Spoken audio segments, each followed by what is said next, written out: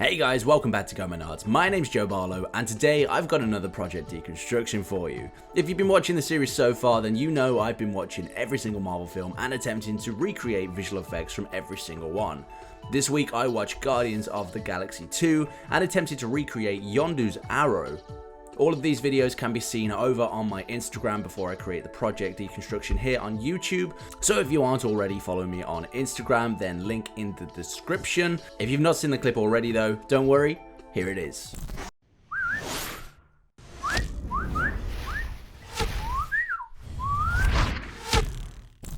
So here is today's reference shot. I'm just going to let this play through while I talk over it. It's quite a long shot, and you get to see the effect continuously throughout. It's of course Yondu's arrow. We see it in both Guardians of the Galaxy 1 and Guardians of the Galaxy 2. He controls it via whistling, and it sort of goes around and kills people for him, or he sort of controls it with this whistle. And I thought this would be a really cool effect. This is definitely one of the coolest scenes in Guardians of the Galaxy 2.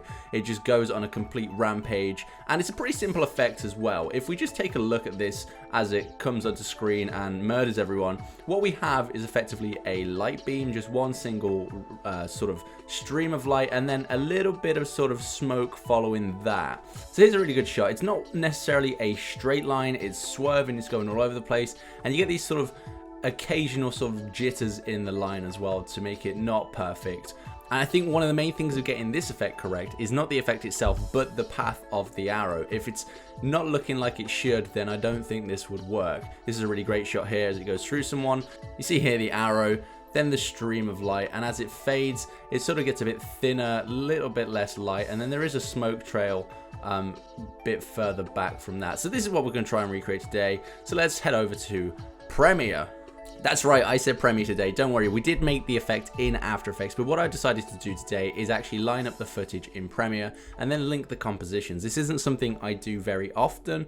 It's not something I'm a fan of, but in this case, there was a couple of shots. There was a bit of a sequence. I thought, let's do this properly and actually get our footage in some sort of sequence first. So we start with me whistling, and this is where I wanted the arrow to sort of come out of my pocket. You see this in Guardians 1. I'm not sure about Guardians 2, but you see it sort of coming out of this holster Yondu has, and it sort of sits next to him.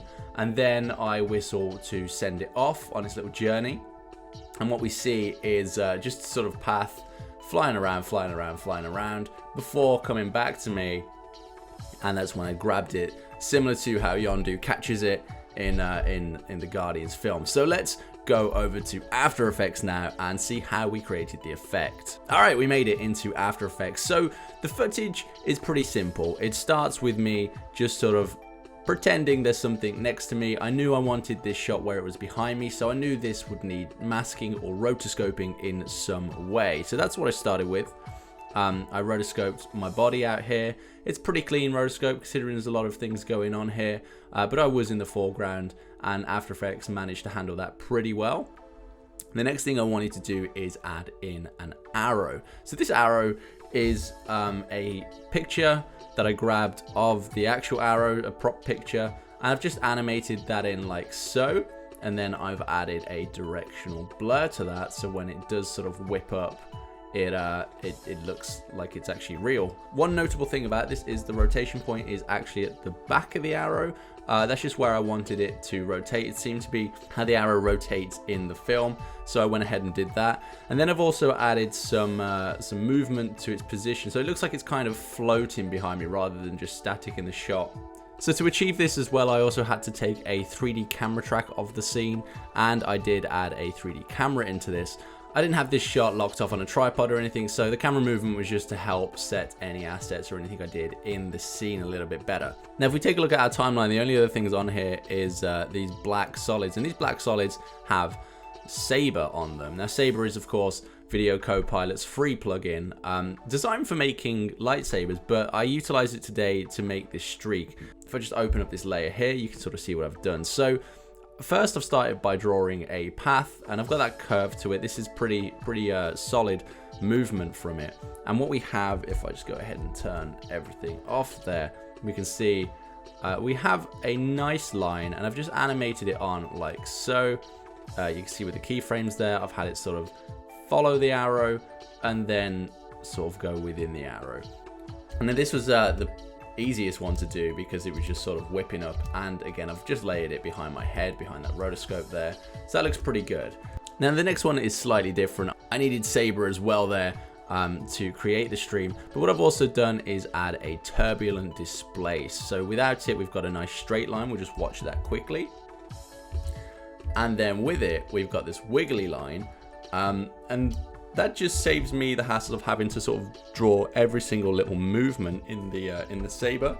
It's pretty quick sort of fix for that, and it makes it look like it's sort of more energetic than just that straight sort of whip. I also mentioned when we watched the reference shot that there's also a bit of a smoke trail behind it as it sort of tapers, and that's what I wanted to create on this this layer here. So what I've done again is create a Saber and a turbulent displace. I most likely just duplicated this, but I actually changed it to this sort of white color. You'll also notice I adjusted some of the settings to give it this more blurry effect, to make it look a little bit more like smoke than an actual beam of light. And these, as well as the other light beam, are on a add on the transfer mode there. So that gives us our first shot. We've got it coming up and firing off like so. So our next shot is pretty much the same. We've got a little bit more Saber going on with that turbulent displace, as well as a 3D tracked area to animate it all in. The only difference to this is we now have masked some trees out. I wanted the sense of depth to be in this these shots a little bit. I wanted it weaving in and out between the different tree trunks here. It's the main reason I shot it in this this wooded area. So I'm not going to go over the effect again. It is exactly the same, apart from this little track here. So what I've done there is just masked, and then I've just tracked that mask using After Effects' mask track. Pretty much did the work for me. So we have it going, you know, just behind that tree there, and it also loops around this tree like that. One thing to point out again here is that turbulent displace. If we didn't have it here, we'd have this very straight, very un-arrow looking movement. By adding that turbulent displace, it just makes the line slightly wonky, and I think I've adjusted this from the previous shot a little bit. I sort of judged it by eye just to make sure it looked okay. The other thing that's worth mentioning in this shot while we've got it up is this first one doesn't actually have the arrow asset in front of it. That's because you can't really see it, so there was no real point putting it in there. I tended to just sort of leave it for these closer shots or straighter shots where you might see it actually coming through. So the first one doesn't have it and the second one does, and we'll see a little bit more of that in the other shots.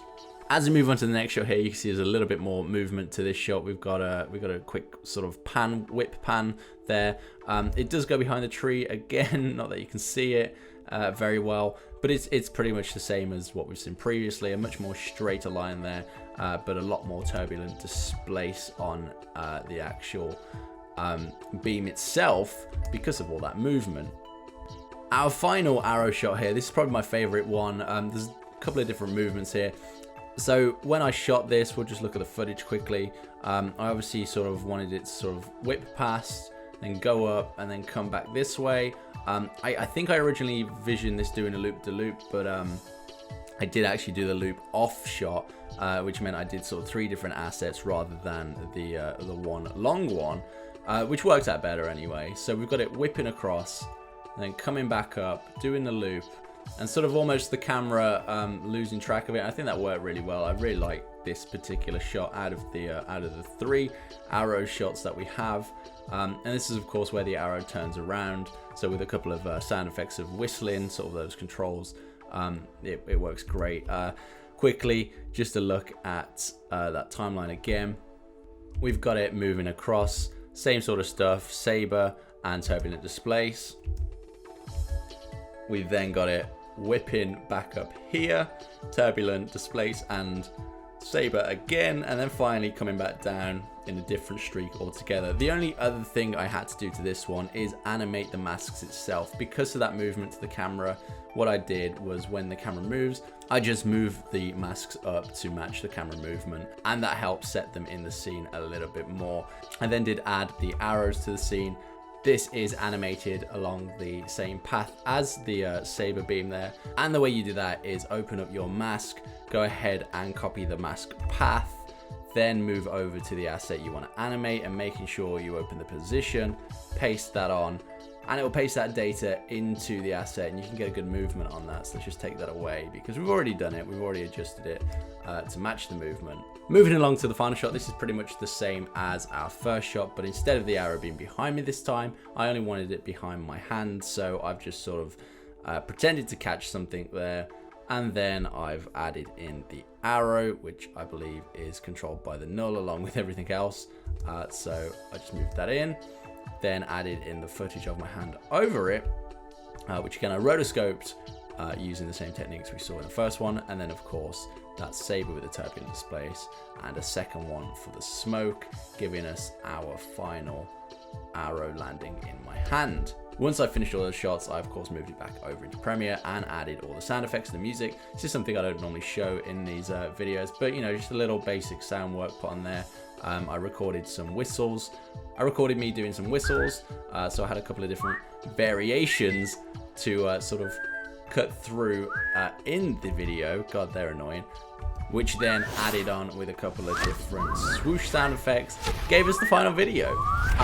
So that was everything for Yondu's arrow. Here is one last look at that.